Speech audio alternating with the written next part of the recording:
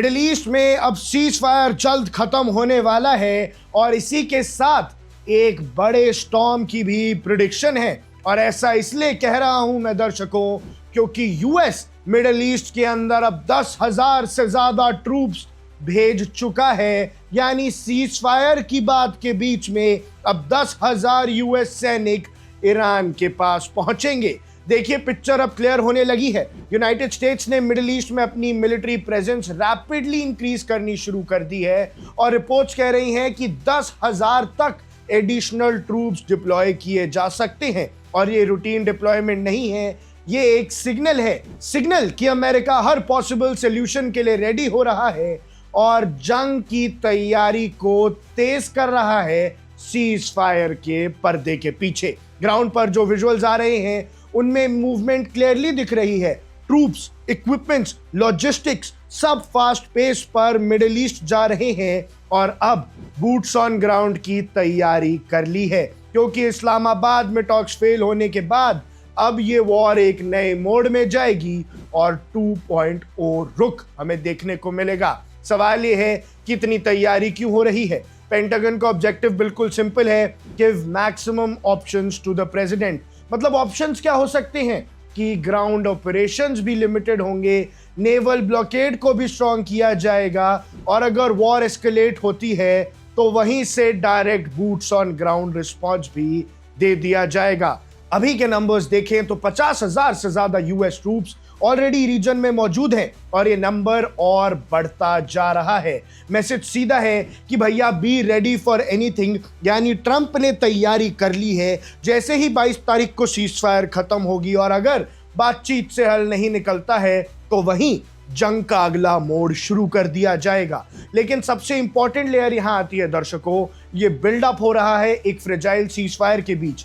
8 अप्रैल के पास यूएस और ईरान के बीच एक टेम्पररी सीज फायर अनाउंस हुआ था और इसकी डेडलाइन है अप्रैल 22। अब इस सीज फायर के अंदर सब कुछ बहुत ही ज्यादा फ्रेजाइल है। दोनों साइड्स ऑफिशियली पीस की बात कर रहे हैं, लेकिन ग्राउंड रियलिटी कुछ और कहती है।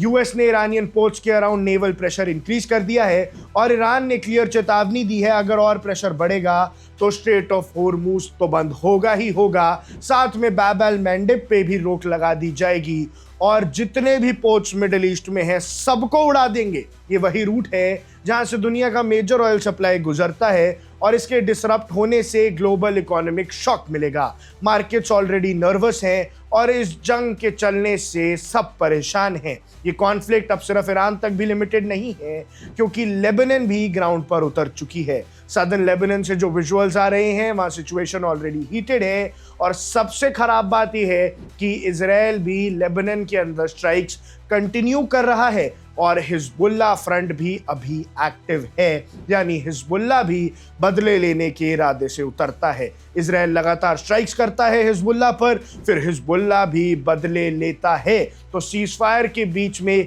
जंग का एक हिस्सा तो जारी ही है। हिजबुल्ला जो ईरान बैक ग्रुप है वो नदर इजराइल पर रॉकेट्स अभी भी फायर कर रहा है। इजराइल ने जवाब में एयर स्ट्राइक्स भी की, आर्टिलरी और ग्राउंड ऑप्स भी शुरू कर दिए हैं। लेकिन अब यूएस ने जो 10,000 नए सैनिक भेज दिए हैं, इससे पूरा मामला बदल गया है। दर्शकों, ये सेम वॉर है, बस उसी वॉर का सेकेंड फ्रंट जो हिजबुल्ला लड़ रहा है। लेकिन दर्शकों, टॉक्स अभी भी चल रही हैं, लेकिन ग्राउंड पर भी एक्शन रुकने का नाम नहीं ले रहा है। इजराइल ने क्लियरली बोल दिया है कि ऑपरेशंस तब तक चलेंगे जब तक थ्रेट खत्म नहीं होता। लेकिन दर्शकों, अब सिचुएशन क्या है? यूएस ट्रूप्स बिल्डअप हो रहे हैं, सीज फायर की डेडलाइन पास आ रही है। ईरान प्रेशर में तो है, लेकिन वो निडर होकर अपने हथियार इकट्ठे कर रहा है और चीन और रूस से भी ढेर सारा सपोर्ट बटोर रहा है और इजराइल हिजबुल्ला फ्रंट भी एक्टिव मोड में है। यानी दर्शकों, ये जंग, ये सीज फायर अब इस जंग को, इस वॉर को एक अलग ही मोड़ देने वाली है।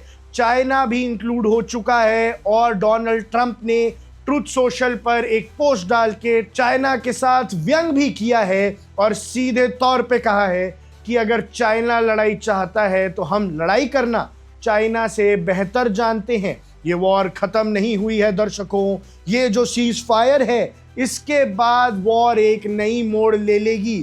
तो 7 दिनों के बाद पूरी दुनिया को पता लग जाएगा कि मिडिल ईस्ट की ये वॉर कहीं वर्ल्ड वॉर में तो तब्दील नहीं हो जाएगी। आपको क्या लगता है, आपकी क्या राय है, हमें कमेंट सेक्शन में जरूर बताइएगा। अब देख रहे हैं वन इंडिया, मैं हूं आकर्ष Kaushik. Subscribe to One India and never miss an update. Download the One India app now.